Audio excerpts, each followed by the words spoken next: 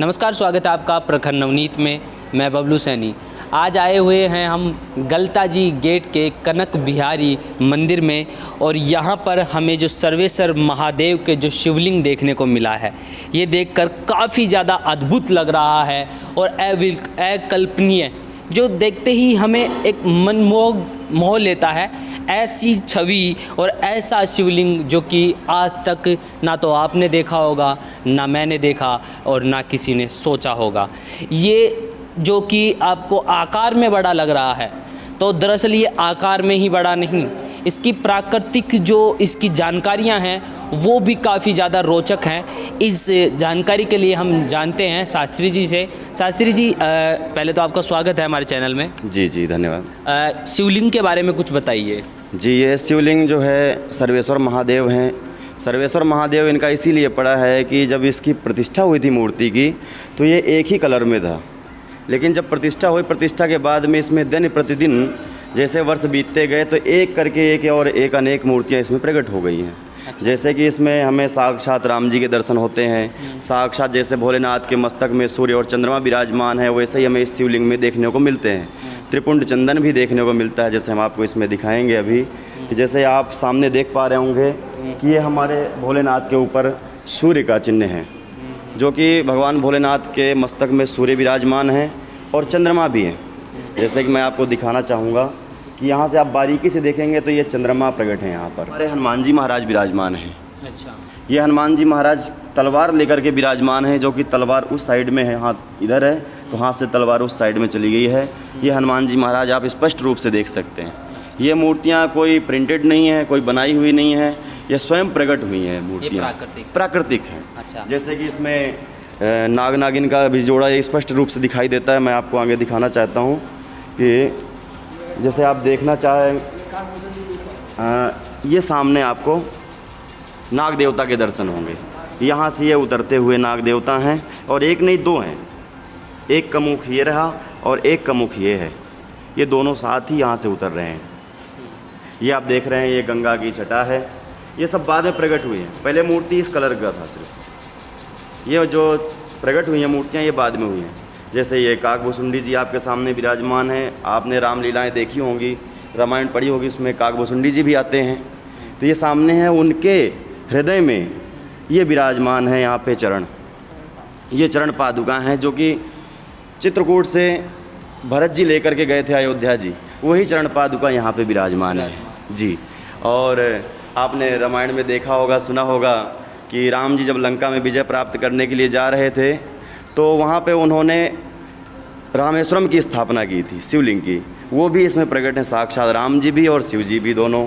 जैसे हम देख पा रहे हो कि राम जी जब गए थे तो उस समय उनकी जटाएं बन गई थी, और जटाएं जब बन गई थी तो वो बैठे थे, तो उसी दृश्य में है।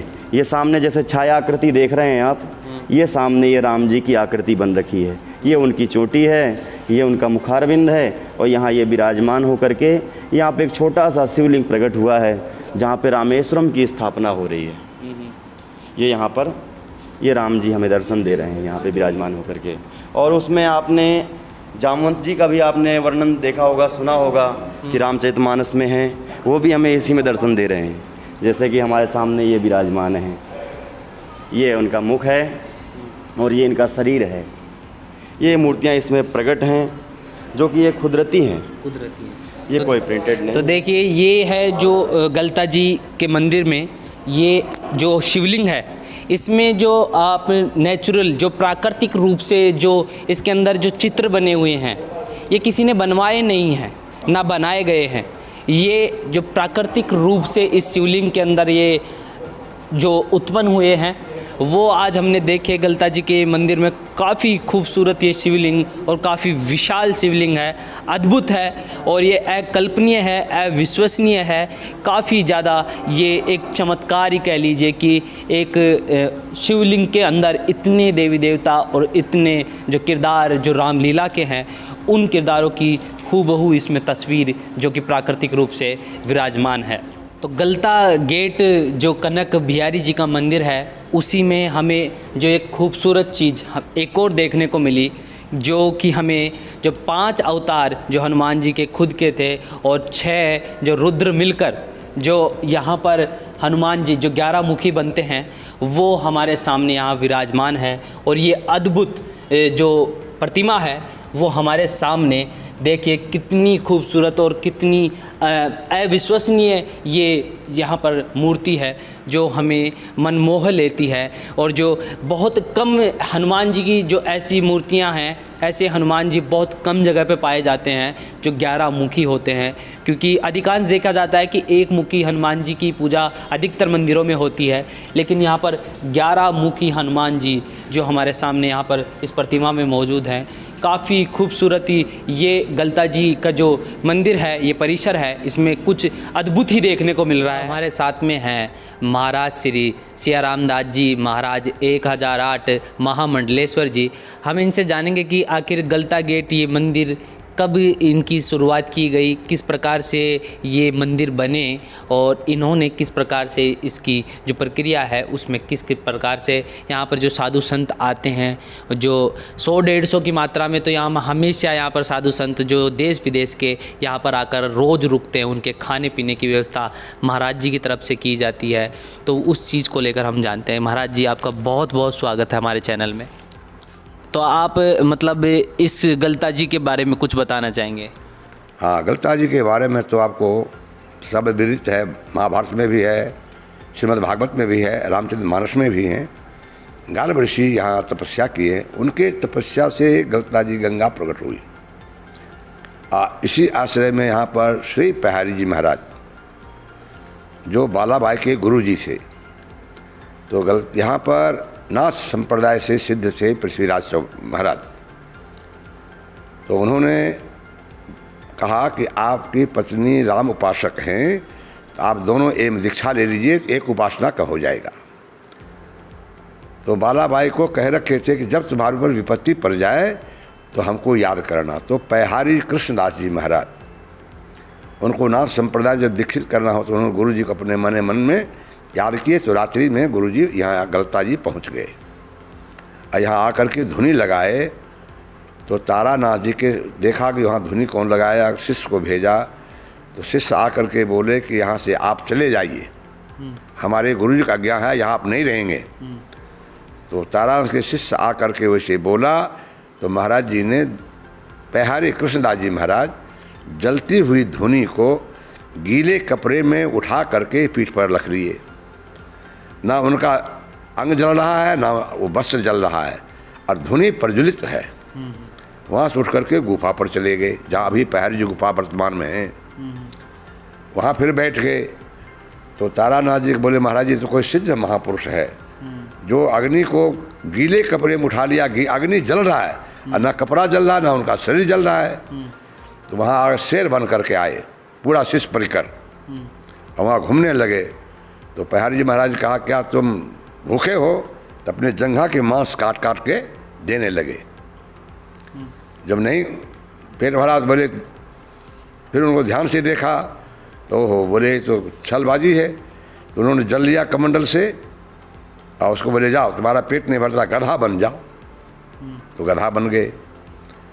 पृथ्वीराज दर्शन करने आते थे नित्य प्रसिद्ध अपने गुरु जी का, आए देखे तो कहीं हलचल नहीं। तो वहाँ देखा धुआं हो रहा। वहाँ आए, पहाड़ी महाराज से पूछे कि महाराज हमारे गुरु जी ऐसा कहाँ गए? बोले, तेरे गुरु जी कहाँ, वो गधे के बीच में चल रहा होगा।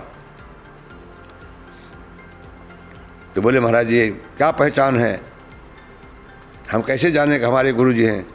तो कान के मुद्रा होते हैं ना, तो मुद्रा लेकर रख लिए थे अपने पर। बोले, जिसका कान फटा हो उसको ले आना। उनको लाए, फिर प्रार्थना किए महाराज जी से। तो महाराज जी ने फिर कमंडल के जल लेकर के उसको मनुष्य बना दिए। उनसे पूछे, क्या सेवा करूं महाराज जी? बोले, बस मेरा यही सेवा करना कि जब तक मेरा धुनी रहे अखंड, ये धुनी में अगर आप लकड़ी डालते रहना। वहाँ से श्री पहारी जी महाराज का केवल दूध पी कर रहते थे, इसीलिए उनका नाम पहारी जी नाम पड़ा। नाम उसे है उनका कृष्णदास जी महाराज। पहारी मैंने दूध का आहार करने से पहारी जी हुए। तब से गलता जी का प्रारंभ विख्यात हुआ।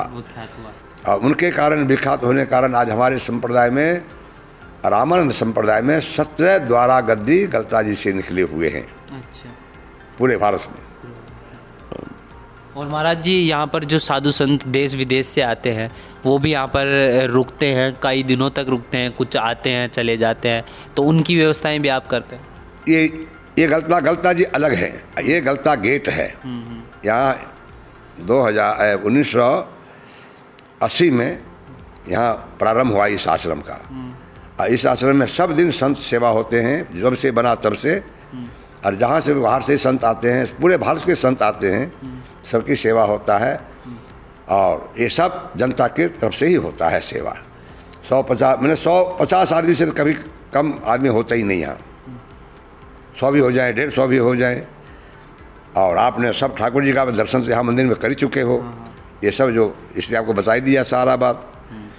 ये निस्वार्थ सेवा है यहाँ, किसी प्रकार का कोई बंधन नहीं, किसी प्रकार का किसी से लगाव नहीं।